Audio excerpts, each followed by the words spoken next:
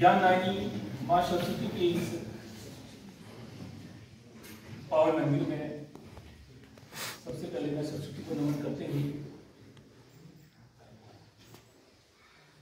इस मंच पर और हमारे इस खास कार्यक्रम की जो मुख्य हमारे इस संस्थान के मुखिया हैं प्राचार्य सर, आपका प्रोफेसर नमन सर आपको, और इस वैध कक्ष में उपस्थित सभी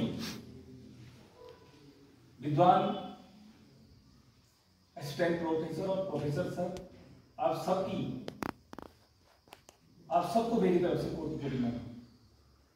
और इस कार्यक्रम में अपने आप को शामिल करने आए हुए हमारे युवा साथी जो हमारे क्षेत्र का नाम रोशन करेंगे आने वाले समय में, आप सभी प्यारे साथियों का भी मैं हार्दिक स्वागत और अभिनंदन करता हूं। और विशेष रूप से इस महाविद्यालय का आभारी हूं कि आपने इस अदना से आदमी को इस बड़े से कार्यक्रम में आमंत्रित किया। सर, आप सब लोगों का कोटि से पहले धन्यवाद करना चाहूंगा कि आपने हमें अवसर दिया है।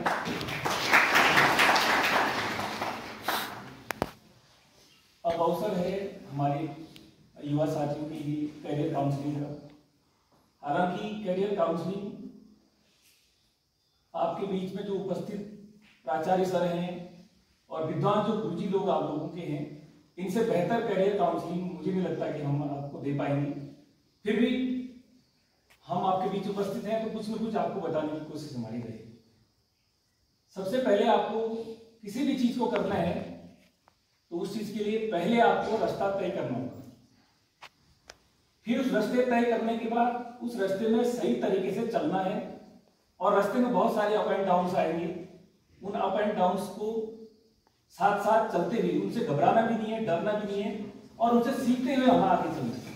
सफलताएं मिले न मिले, लेकिन कोशिश सबसे पहले हमारी शुरू करनी है। जैसी कोशिश शुरू करेंगे तो निश्चित रूप से काम आगे होता जाएगा और सफलताएं मिलती जाएगी।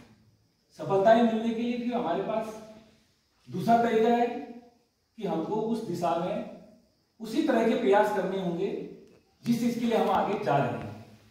जिस क्षेत्र में भी हम जाना चाहेंगे उस क्षेत्र के लिए उसी तरह के पॉजिटिव एफर्ट हमारे होने चाहिए। अब इसके लिए हम अपने जमाने को याद कर रहा हूं मैं, जिस समय हम पढ़ा करते थे उस वक्त करियर काउंसलिंग शब्द शायद मैंने बड़ी मुश्किल से अपने 30 साल की उम्र पार होने के बाद शब्द सुना होगा।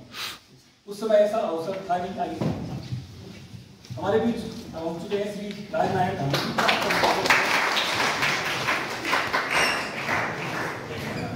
बात हो रही थी करियर काउंसलिंग की और हम लोग चल रहे थे सकारात्मक दिशा में जिस क्षेत्र में हम जाना चाह रहे हैं। देखिए, सबसे बड़ी बात यह है प्यारे बच्चों, हम लोग भी आप लोगों की तरह थे। ये गुरुजी जो आप लोगों के इतने बड़े विद्वान यहाँ पर बैठे हुए हैं, इस महाविद्यालय में अध्यापन करा रहे हैं आपको, इन लोगों ने भी आप लोगों की तरह सीढ़ियां चढ़ करके इस मुकाम पर पहुंचे। तो निश्चित रूप से यह है कि सफलता हमें मिलनी बहुत आसान है, बशर्ते कि हम उस डायरेक्शन में सही से काम करें। उसके लिए सबसे बड़ा आजकल क्या हो गया, देखिए हम लोग जो हमारे लिए सोशल मीडिया आ चुका है, इंटरनेट आ चुका है, इससे बहुत ज्यादा चिपके हुए। आज के दौर में हमें जरूरत है ऐसे लोगों के साथ संपर्क करने की या ऐसे लोगों के साथ बैठने की जो हमें अपने अनुभव बताए।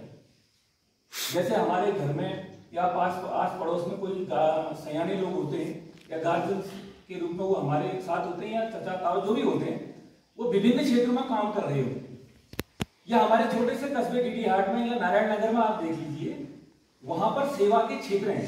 जैसे हॉस्पिटल हो सकता है, वो स्कूल हो सकता है, बैंक हो सकता है, पोस्ट ऑफिस हो सकता है या अन्य कोई भी संस्थान है जहां पर बहुत सारे वेल क्वालिफाइड लोग सिलेक्टेड होकर के आते हैं। हम लोग उनके संपर्क में भी रहते हैं। उनसे बेहतर उस क्षेत्र के बारे में कोई बता नहीं सकता, लेकिन हमारी ये कोशिश रहती नहीं है कि हम लोग उनके संपर्क में रहते ही नहीं, उनसे बातें ही नहीं करते। अगर हम अपने बुजुर्गों से, अपने सियाने लोगों से संपर्क करें या जो एक्सपर्ट लोग हैं उनसे बातें करें तो अपने जिंदगी के सारे तजुर्बे वो चंद लम्हों में बता देते हैं और इससे हम सबको पता चल जाएगा क्या करें और कैसे करें। इसलिए हमें आप लोगों से विशेष आग्रह करूंगा कि जो सोशल मीडिया प्लेटफॉर्म है ये ठीक है, ये कुछ हद तक तो सही है, लेकिन अनुभव वाले लोगों के साथ हमारा संपर्क, चर्चा, परिचर्चा करनी ये सबसे महत्वपूर्ण हो जाती है हमारे लिए आज के दौर में। क्योंकि हम एक कमरे में सो रहे हैं, माता पिता से हम उतना नहीं बोलते हैं जितने अपने प्लेटफॉर्म में, सोशल मीडिया में जो लोग हैं उनसे हमारी बातचीत चलती है, लेकिन घर में हम बोलते नहीं हैं, बातचीत ही नहीं हो पाती। तो जैसे हमारी शेयरिंग कम हो जाएगी तो फिर हम अनुभव भी हमारे मिलेंगे नहीं, फिर हमें रास्ता भी मिलना मुश्किल हो जाएगा। उसके लिए जैसे आप लोग फिर सेवा के क्षेत्र में आप जाना चाहते हैं, मान लीजिए आप मेडिकल के क्षेत्र में जाना चाहते हैं, तो उसके लिए हम ज्यादा हमारी जानकारी नहीं है, तो आप हॉस्पिटल के अंदर चले जाइए, एक बार एक पर्ची कटवा लीजिए। पर्ची कटवाने से लेकर के दवाई लास्ट एग्जिट जब हम करते हैं, दवाई लेकर के वहां से जाते हैं, इतने लोगों से आपका संपर्क होगा, उन सबके अनुभव आपको मिलेंगे, उन सबके सेक्टर आपको पता चलेंगे। तो ये भी तो एक बड़ा काउंसलिंग का काम करेगा ऐसा क्षेत्र। बैंक में हम जाते हैं तो गार्ड, P1 जो गार्ड रहते हैं वहां पर, उनसे लेकर के हम जब तक अपना कैश ले लेते हैं पूरा, फिर एग्जिट होते हैं, तब तक हम कितने जो अंदर कार्मिक बैठे हुए हैं उनसे संपर्क में आएंगे या उनसे उस तरह की बातें कर ली जाए, उस क्षेत्र के बारे में हम बहुत अच्छी से जान जाएंगे कि वहां क्या करना चाहिए, कैसे करना चाहिए। इसके साथ साथ बहुत सारे सेवा के क्षेत्र हैं, बस हमें जागरूक रहने की जरूरत है। अब मैं दूसरी बात करना चाहूंगा, हम लोग बहुत सारे बच्चे देख रहा हूं मैं यहाँ पे, इसमें से इंटरमीडिएट करने के बाद आप लोगों का दाखिला इस महाविद्यालय में हुआ है, और एक और चीज जरूरी हो जाती है इसमें, जैसे ही हम 12th प्लस पास हो जाते हैं और फिर 18 ईयर एज को हम पार कर चुके होते हैं, तो सेवा एजेंट कार्यालय, जो जिला सेवा एजेंट कार्यालय हमारा है, वहां पर हमें अपना इनरोलमेंट, पंजीकरण भी कराना बहुत जरूरी है। जैसे मान लीजिए आपने कोई पोस्ट आई, उस पोस्ट के लिए हमको फॉर्म फिलअप करने हैं और मांगा जाता है उसमें पंजीकरण, जिला सेवा एजेंट कार्यालय में आपका पंजीकरण हुआ है नहीं, तो ये भी बहुत इंपॉर्टेंट है कि आप ये काम भी करें। जैसे किसने नहीं कर रखा होगा, जो भी उसकी फॉर्मेलिटीज है वो आपको मिल जाएंगी, जानकारी तो आप जानकारी ले लेंगे, रोजगार कार्यालय हर जिले में रोजगार कार्यालय होगा, वहाँ आपको नोट करना है कि इसके कारण भी बहुत सारे बच्चों का रह जाता है। हाँ, फॉर्म भरे नहीं पाते ना, फिर वो हमारा रिजेक्ट हो जाएगा। ये सबसे महत्वपूर्ण है, इसको भी आप लोग। इसके साथ साथ जो हमारे जो बहनें दिख रही हैं, इसमें ज्यादा मात्रा में आप लोगों को देख रहा हूँ, बड़ा हर्ष हो रहा है कि जो महिला सशक्तिकरण है, बालिका सशक्तिकरण है, वो निश्चित रूप से आगे बढ़ रहा है। आप लोग जिस भी क्षेत्र में जाना चाह रहे हो, हर क्षेत्र में आप लोगों के लिए अवसर रखेंगे। आज आप देख रहे होंगे आपके महाविद्यालय में असिस्टेंट प्रोफेसर से लेकर के प्रोफेसर तक की जो मैडम लोग यहाँ पर दिख रहे हैं, वो आप ही लोगों की तरह पढ़ के, आप ही लोगों की तरह मेहनत करके वो यहाँ पर इस मुकाम पर पहुंचे। आप लोगों के पास भी बड़ा अवसर है। आप लोगों ने ये नहीं सोचना कि हम ये तो ये नहीं कर सकते। हर फील्ड में आज लोगों के साथ महिलाओं का नाम जुड़ा हुआ है।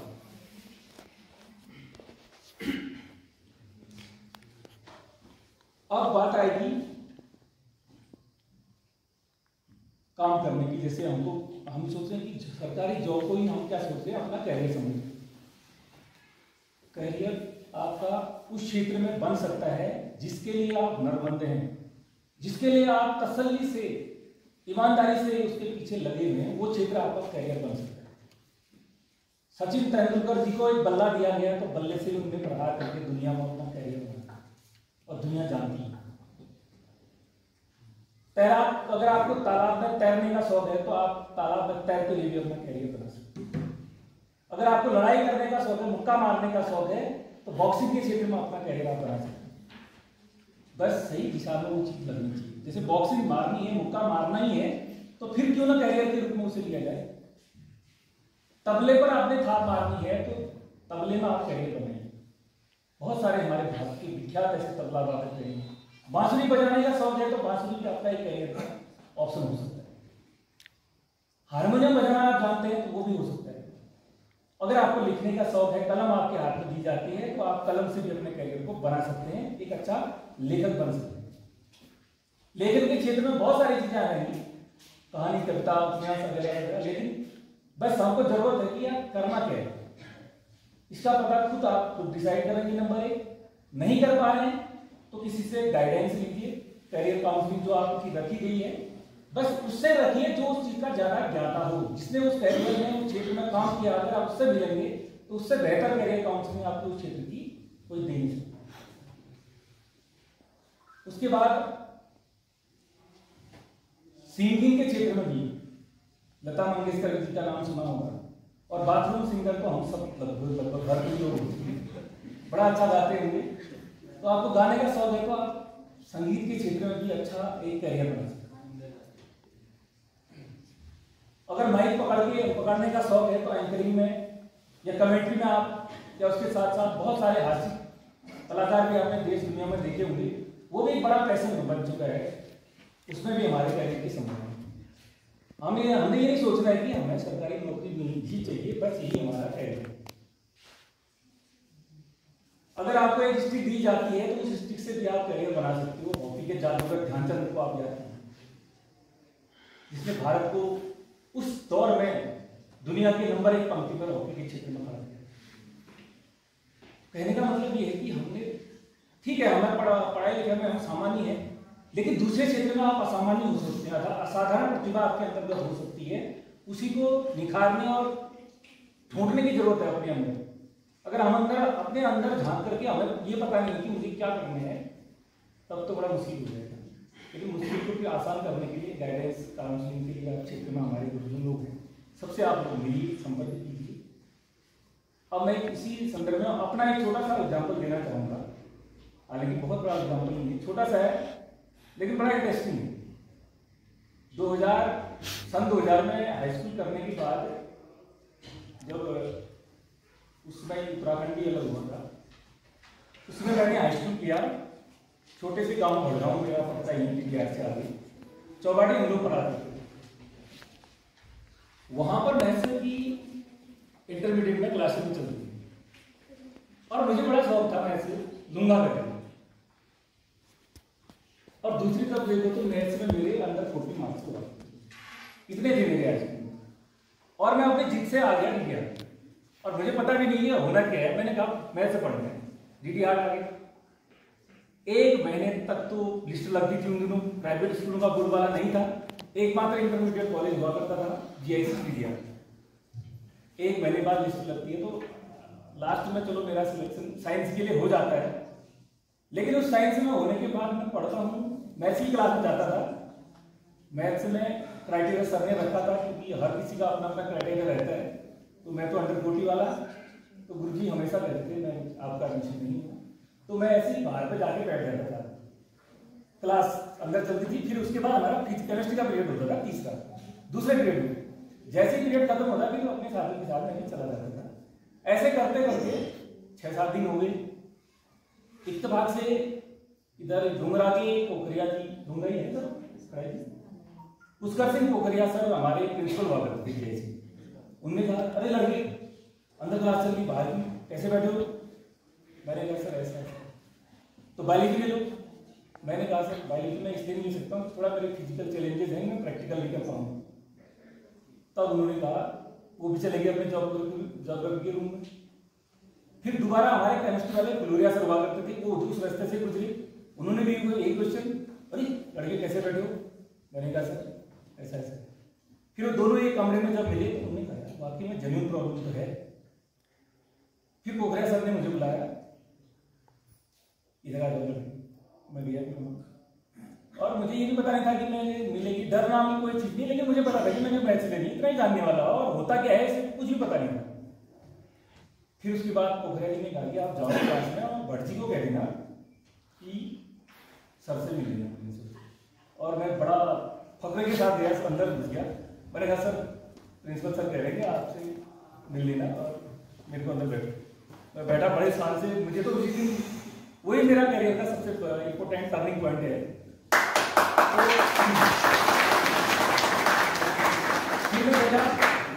हमारे धीरज जी बैच में यहीं पर बैठे हैं, ये भी क्लास के अंदर थे। ये तो आउट ऑफ 100 में से 83 से ऊपर वाले परसेंटेज वाले स्टूडेंट आ सकते।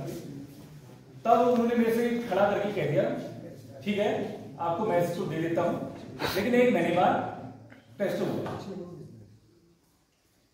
और उसमें अगर आपको अच्छे नंबर पास नहीं होते हो तो फिर आपको मैं यहाँ से बायोलॉजी में भेजूंगा। और मैंने कहा सर हो जाए। करते करते 2 चैप्टर पढ़ाए, सेट थ्योरी और फंक्शन, 2 चैप्टर थे। फर्स्ट सेट थ्योरी आती है, दूसरा फंक्शन और रिलेशन आता है। तो वो पढ़ाया सर ने। फिर एक महीने बाद टेस्ट हुआ और टेस्ट के बाद इत्तेफाकन हुआ गया कि सारे तो मुझसे काफ़ी हायर मार्क्स काफ़ी ज़्यादा थे हाई स्कूल में। तो इत्तेफाकन ऐसा हो गया कि 70 नंबर का पेपर बना दिया सर ने और 70 में से 63 मार्क्स मेरे और धीरज सराय के यहीं पर बैठे हैं टॉपर के रूप में मेरे टेस्ट हुआ। और उसी दिन मुझे उन्होंने कहा लोगों के सामने, देखो इसको मैंने इतने को बाहर भेजा, ये क्या सही कपड़े भी धोता है, खाना भी खाता है, अकेला रहता है और तुम लोग ये करो, इस तरह की बातें उन्होंने कर दी। और उस दिन मेरा मोरल गुरुजी ने बूस्टअप किया और उस दिन से मुझे भी और अच्छा लगा कि अब तो मुझे मिल गई, मैं स्टेब्लिश हो गया उस फैकल्टी में, साइंस का स्टूडेंट, मैथमेटिक्स का। फिर उसके बाद मैंने कहा यार ठीक है भाई, गुरुजी के आशीर्वाद से भी पढ़ा, हमने इंटर किया, फिर बीएससी करा, उसके बाद एमएससी किया। इत्तेफाकन फिर उसी कॉलेज में मेरा टीजीटी के रूप में मैं सिलेक्ट हो गया। सिलेक्ट होने के बाद मुझे वही स्कूल मिला जहाँ से मैं, मेरी कंडीशन वैसी जैसी डीडी हार्ड में मैं 3 साल रहा मैथ्स के, एलटी मैथ्स में। फिर उसके बाद फिर मैंने कोशिश की और 2 बार मेरा उत्तराखंड पब्लिक सर्विस कमीशन से लेक्चरर में मेरा सिलेक्शन उसी मैथमेटिक्स में हुआ, जिस वजह से मैं थोड़ा सा पहले कमजोर था।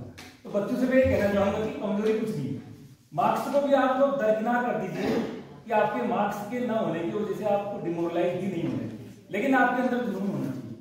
मैंने ये करना और मैंने उसी दिन उन दिनों सोचा बनना है तो मैथ्स का ही बनना है। तो भगवान की कृपा से, सब ईश्वर की कृपा से, गुरुजी का आशीर्वाद रहा तो आप लोगों के सामने आज इस परिस्थिति से यहाँ पर खड़ा हूँ। ये मेरे लिए इससे बड़ा सौभाग्य की बात कुछ नहीं हो सकती है गुरुजी के आशीर्वाद से। ये छोटा सा तो इसलिए आपने जो करना है, कहने का मतलब ये है कि आप अपना काम करिए, उस दिशा में सही अप्रोच भी पहुंचानी है और आपको कोई भी बाधाएं नहीं रोक सकती। अब्दुल कलाम आजाद जी का नाम आपने सुना होगा, मिसाइल मैन के नाम से तुम्हें जानते हैं। और उन्होंने भी कितनी इकोनॉमिक कंडीशन कितनी उनकी खराब थी, पेपर बेच करके उन्होंने अपनी पढ़ाई को आगे किया। लास्ट में हमारे देश के राष्ट्रपति पद को सुशोभित करने के बाद वो इस देश दुनिया से अलविदा हुई। तो देखिए मतलब आप लोगों के पास बहुत सारे बच्चे ऐसे होंगे जिनके पास इकोनॉमिक बैकग्राउंड भी अच्छा नहीं होगा। अब इकोनॉमिक बैकग्राउंड अच्छा नहीं है तो उस अच्छे को बनाने के लिए थोड़ा सा हमें प्रयास करने होंगे दूसरे डायरेक्शन में। उसके लिए आपके पास थोड़ा सा अलग तरह के इकोनॉमी को जुटाने के लिए प्रयास करने होंगे, पढ़ने के प्रयास करने। 10+2 के बाद कोई बच्चे अगर एजुकेशन के क्षेत्र में आना चाहते हैं तो बीएससी, बीएड या फिर बीए, बीएड इंटीग्रेटेड कोर्स भी चलता है, 4 ईयर का वो संभवतः चलता है। हमारे उत्तराखंड में ऐसी यूनिवर्सिटीज नहीं है, लेकिन यूपी में अदर स्टेट में आप जाते हैं तो सर ये लोकेश चौहान जी हमारे बीच हैं, इन्होंने बीए, बीएससी और बीएड का कोर्स किया है। अभी आप इनसे पता कर सकते हैं कि उसको कैसे एडमिशन ले सकते हैं, कैसे क्या कर सकते हैं। 4 साल का इंटीग्रेटेड कोर्स चलता है, यहाँ से दोनों चीजें हैं और आपके रास्ते आसानी से खुलते जाएंगे। तो मेरा आप सभी लोगों से विनम्र आग्रह है, क्योंकि आप लोगों की जो सीढ़ियाँ हैं अभी बहुत सारी सीढ़ियाँ आप लोगों को चढ़नी है। टीन एज ग्रुप में आप लोग पढ़ रहे हैं, फिर बहुत सारे हमारे समाज की, हमारे राज्य की, क्षेत्र की जिम्मेदारियां आप लोगों के कंधों पर होगी और आप हर किसी न किसी पहलू क्षेत्र में जाकर के हमारी सेवा के क्षेत्र में आएंगे और इस समाज का एक अभिन्न हिस्सा आप लोगों ने बनना है। तो मेरा आप लोगों से बहुत विनम्र निवेदन है कि आप जिस भी काम को कर रहे हैं, पढ़ाई कर रहे हैं, तो आप तसल्ली से पढ़ाई करिए, ईमानदारी से करिए, अपने लिए करना है। अपने लिए जब आप ठीक हो जाएंगे तो दुनिया के लिए आप अपने आप ही ठीक हो जाएंगे। तो मैं ज्यादा कुछ न कहते हुए इतने बड़े विद्वान बुजुर्गों के सामने में कुछ त्रुटिवश मेरे से कुछ गलतियां हो चुकी हैं, तो उसके लिए मैं आपसे माफी चाहूंगा सर। थैंक यू आप सभी।